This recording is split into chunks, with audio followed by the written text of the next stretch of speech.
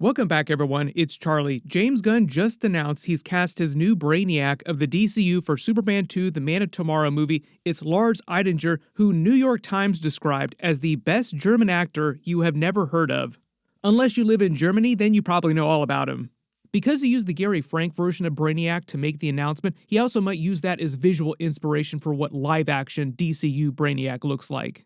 There have been a number of live-action versions of Brainiac on the DC TV shows in the past, animated movies as well, but this will be the first time we've seen him in a live-action movie. There have been several times in the last 20 years that the live-action movies have tried to do versions of Brainiac. Even Zack Snyder was about to do his own version of Brainiac during the DCEU in a Man of Steel 2 movie with Henry Cavill, had he gotten to have made that. James Gunn will be the first director to be making a live-action DC movie with Brainiac that isn't going to be canceled in the middle of production. Even though there's all this talk about the Netflix Warner Brothers buyout, what's happening with Paramount, I will address that at the end of the video because it does seem like we've finally gotten an answer to how that's all going to end.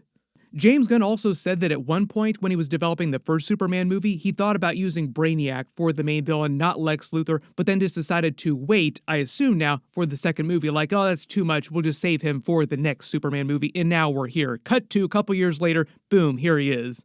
A lot of you probably remember there were Easter eggs for Brainiac during the first David Cornswood Superman movie a little while ago, and we just saw some more in the Supergirl trailer that just released. So I'll explain what James Gunn is doing with the character in Man of Tomorrow movie and what it means for the future of the DCU movies and TV shows just in general. We will see more Easter eggs for Brainiac during the Supergirl movie, but James Gunn literally just cast the actor, so obviously he's not starring in the Supergirl movie. Like, Brainiac isn't a big character in that. We will see him for the first time in Man of Tomorrow. They'll just be Easter eggs for him in the Supergirl movie. I was not familiar with the actor before James Gunn named him. He's mostly known as a theater actor, but he's appeared as minor characters in a number of larger Hollywood movies recently and many more independent European films. He was just in George Clooney's J. Kelly. He just finished filming a new horror series for Disney+. It's not Marvel, but it is based on a graphic novel. Dann muss man das Visier öffnen. Hast du das verstanden? When you watch his performances, you kind of get a vibe of what James Gunn wants in his DCU Brainiac, what he wants him to feel like. He needs to feel terrifying and overwhelming enough that he's too powerful for Superman and the Justice Gang to handle on their own, that requires Superman to get Lex Luthor's help, which is also how Lex Luthor gets the government to finish pardoning him completely for his crimes in the last Superman movie and redeems him in the eyes of the regular people around the world who absolutely hated him by the end of the last movie. Brainiac rolls into the movie, making all these long-term plans Lex Luthor had seem like child's play in comparison. During my talk with James Gunn a little while ago after the Peacemaker finale, he actually said specifically the Salvation Run planet was so important for Man of Tomorrow. Now we know it probably has something to do with Brainiac. He might just wind up making that Brainiac's zoo planet where he keeps a bunch of alien creatures and gets more interested in it because Superman then suddenly shows up on the planet. It also seems like Brainiac is going to pay off a lot of the plot holes and questions raised in the first Superman movie too, as well as some of the things that they raised during the Supergirl trailer, some things that are referenced, especially with Jor-El's message during Superman's transport in his pod from Krypton, and the original destruction of the Krypton planet that we see in the Supergirl movie trailer.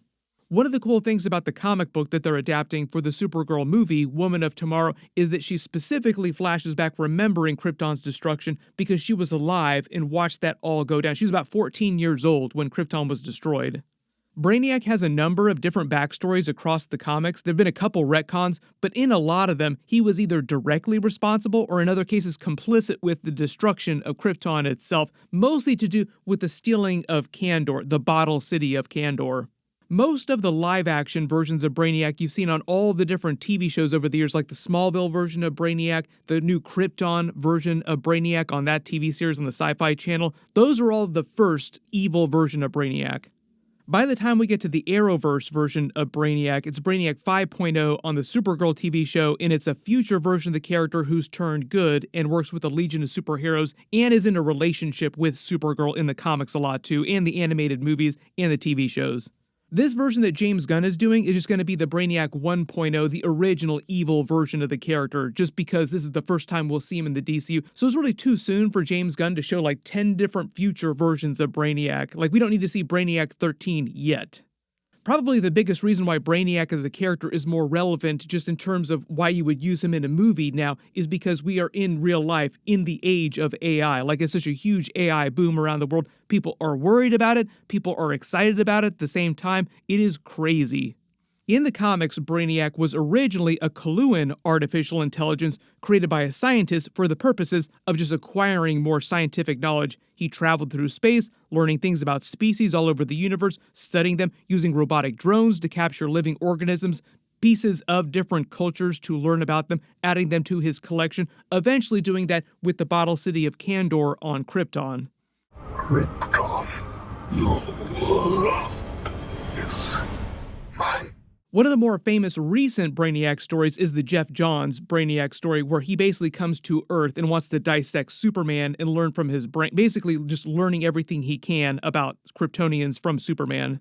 James Gunn's Brainiac story won't be a direct adaptation of any particular Brainiac run in the comics, but like his first Superman movie and the Man of Tomorrow movie, it will borrow heavily from many different comics inspired by several different things over the past. Just because each new Superman or Supergirl super family-based movie pushes more into their lore, their history, what really happened to Krypton, they can use Brainiac to answer some of those big questions in Man of Tomorrow. They're going to answer some more during the Supergirl movie, but they can still leave some bits to answer in Man of Tomorrow when Brainiac actually shows up.